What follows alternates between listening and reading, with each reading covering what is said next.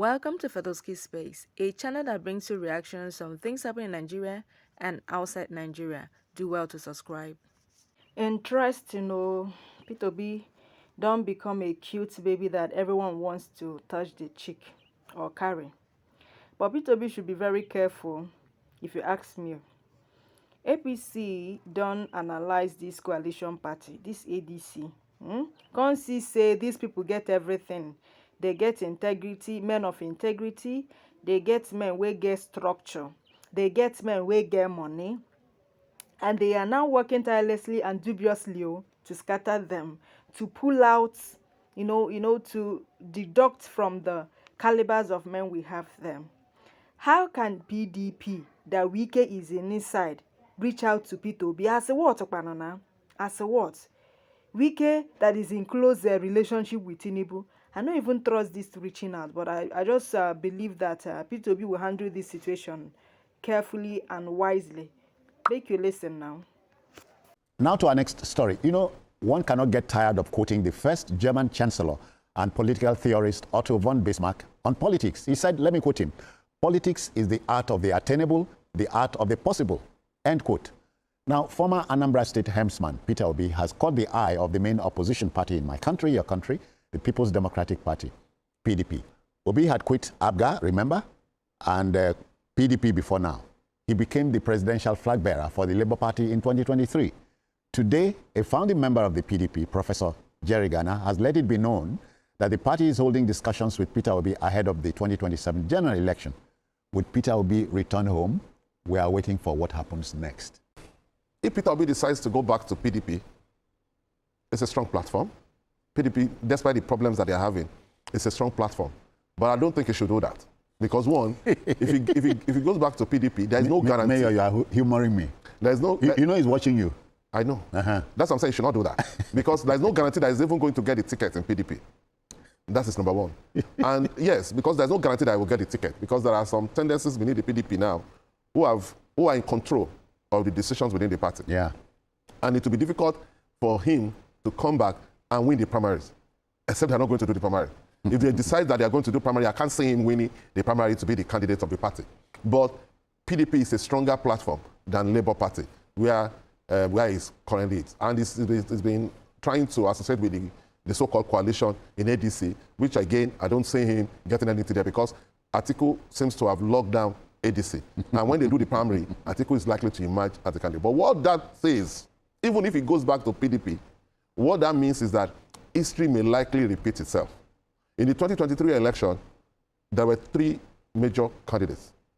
And because of that, the President Tinubu emerged because the 2 other people were able to reduce their votes, Obi in Labour from PDP, what could have been a PDP vote. And I see that happening again because whether in PDP or whether in Labour, Obi is not going to contest under ADC. So Obi is going to run on another platform, either Labour or PDP, if PDP decides to hand over their ticket to him. And then you will still have Atiku that's going to run in ADC. Hand over the ticket to the South. To him, because Professor Jerry Ghana is an elder within the party. And he's saying that, they are trying to talk to him so that they can say that, let the South, since the president is from the South, and the South is expected to spend the 8 years on the unwritten law that between both parties. But what I'm saying is that if they decide, even if they decide to hand over the ticket to him, that will not change the scenario because we'll still have the same scenario. The only difference is just that Atiku, instead of being PDP, will now be in ADC, and will be, instead of being in Labour, will be in PDP. But what I'm saying is that we'll still have the same different parties, and there's no way. The only way the opposition stands a chance to defeat President Bola Ahmed Tinubu is if all of them come together within a party, in a party, an umbrella, under one umbrella, all of them. Yeah. If they decide to take him on in separate parties, they can never win, never. Mayor, I know you are not speaking for BKO. BKO has his way of weighing in on things like this. BKO, let's turn things over to you. Are you there? Yeah, yes, I am. Professor Jerry Ghana has been in the party forever. And to people like Jerry Ghana, people like Sule Lamido, Nigeria's former foreign affairs minister, former governor of, two-time governor of Jigawa State. Yeah. PDP is home. They have no intention to join any other party. People like Dr. Babangida Ali, former governor of Niger State, they are in that bracket. They do not want to go elsewhere. So they want to stay in the PDP and rebuild it. And one of the positive signs emerged in the course of last week when they finally agreed on the convention for the party. And that the convention has been fixed for November 15 and 16 in Ibadan. Before now, to even have a NEC, to agree on a date for a NEC meeting, it took PDP forever. Months, they could not agree on a NEC meeting. But you can see they've now agreed on a convention.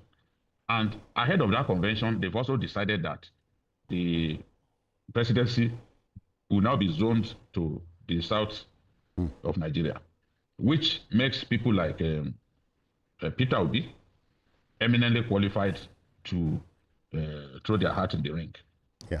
But if he goes there, PDP governors have a history of backing one of their own for the presidential ticket. Yeah. In 2019, because Atiku chose Peter Obi as his running mate.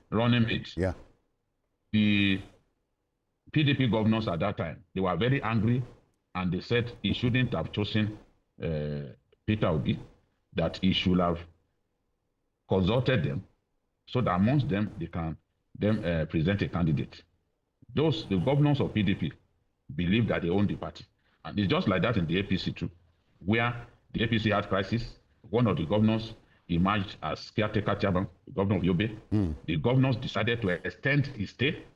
And when the governors got fed up of the antics, of what they felt Memala Bune was doing, they decided that, Memala Bune's time should come to an end. Yeah. He actually fancied his chances of conducting the primaries of the party at that time, but the governors said no, that they will put someone else. And then they put another former governor in charge of the party. So if Peter Obi listens to Professor Jerry Gana, who has been mandated to help woo some former PDP members back into his fold, with the argument that they are now rebuilding, that they've been able to put their house in order based on this decision that they have reached to have a convention where a new chairman will emerge, where the zoning formula will be concretized. Yes, concretized, and positions will be zoned to various geopolitical zones and all that. Yeah. To them, that shows that they are ready for business. That the big crisis that they faced, which led to defection of many members, has now come to an end. So that is what they want to use to appeal to Peter Obi that, look, come to our party. And Peter Obi is facing crisis in the Labour Party. Whether he likes it or not, he's not sure of how the courts will resolve the lingering contest between his own faction, where Governor Oti also belongs, and the Abure faction. Nobody can say with finality that this is how it will end. So the PDP are trying to tell him that, look, since nobody knows how the crisis will end, come to our place. We are going to give you the ticket. The ticket has been zoned the south, so come. But he should know in his heart that the governors would rather back one of them the same way they did in 2019 when they rejected Peter Obi and decided to give, some of them did anti-party and gave Atiku and gave Buhari votes that he wouldn't have received if they had been together. So they are not likely to support him this time because they would rather support maybe a Makinde. This contest for the soul of PDP is between Makinde and Wike. Makinde, by successfully convincing stakeholders in the party to allow the convention to hold in Ibadan, has gained a kind of edge in this whole battle for the soul of the PDP. Yeah. And if at the end of the convention, which will produce a new chairman, if tendencies loyal to Makinde succeed in producing the chairman and some critical members of the ESCO and NWC, it then means that it could help Makinde to become the standard bearer of the party in May 2026. Okay. Yes, okay. 2026, when they will have an a convention that will produce the candidate presidential election. Yes. Yeah. So I believe that Makinde has a chance, and it's been speculated that Makinde will have Bala as his deputy. That combination, there's no way Peter Obi can do anything against such a combination. And he's not even known to have won a primary election of this size. It's not known. He has not got the resources to counter those governors. So if he goes there, it's best for him to remain where he will simply be given the ticket without sweating. Thank you, BKO. You know, Mayor, I will agree with Otto von Bismarck. He said politics is not an exact science, but sociologists have told you and I that politics is a behavioral science.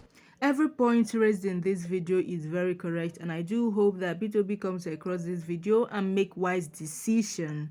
Peter Obi, now my final hope come 2027. God, I beg, help me and subscribe to this YouTube channel. You can leave your thoughts in the comment section. Let me hear your thoughts concerning this video.